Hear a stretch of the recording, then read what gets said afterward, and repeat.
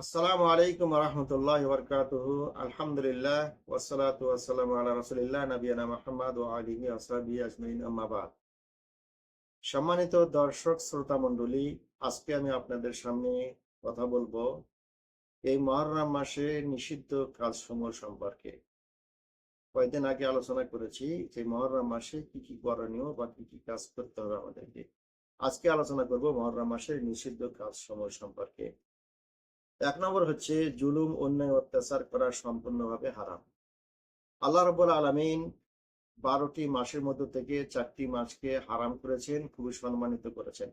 এই হারাম মাসগুলোর সম্পর্কে আল্লাহ পাক বলছেন, ফালা তাজলিমু ফিহিন্না আনফুসাকুম।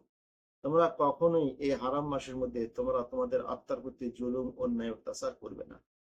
অন্যায়, অত্যাচার, কাটাকাটি, মারামারি, হারাম কাজ, অবৈধ কাজ, ইসলাম বিরোধী কাজ সব সময় করা নিষিদ্ধ।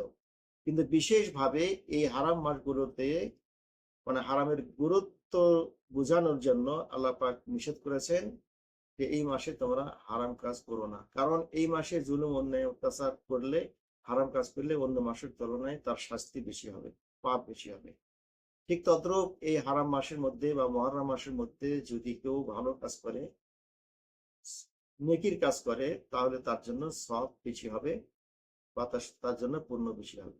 তো সম্মানিত ভাইরা আমার, এই হারাম মাসে আমরা কখনোই জুলুম, অন্যায়, অত্যাচার করবো না। নিজের উপরে জুলুম, অন্যায়, অত্যাচার, কাটাকাটি, মারামারি, মানুষের কোনো ক্ষতি করবো না ইনশাআল্লাহ। আল্লাহ পাক যেন আমাদের সবাইকে এই জুলুম, অন্যায়, অত্যাচার থেকে হেফাজত রাখেন। দ্বিতীয় নম্বর হচ্ছে শিরিক করা যাবে না। শিরিক একটি মহাপাপ।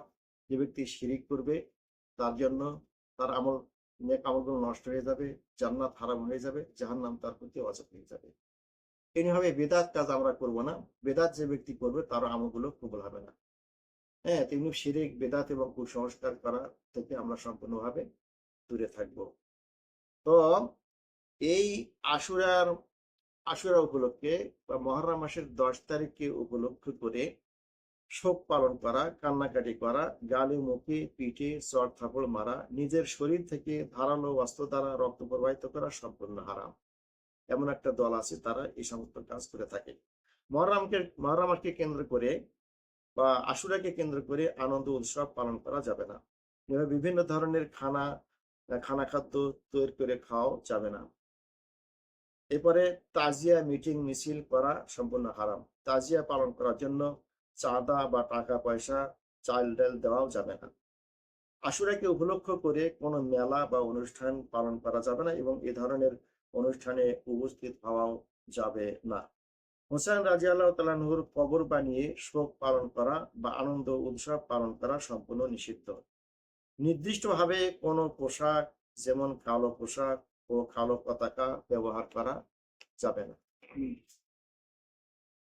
শিয়া ও রাফিজি জাতিরা প্রতি বছর আশুরার দিনকে কেন্দ্র করে তারা ইসলামী শরীয়তের সম্পূর্ণ বিপরীত কার্যকলাপ করে থাকে।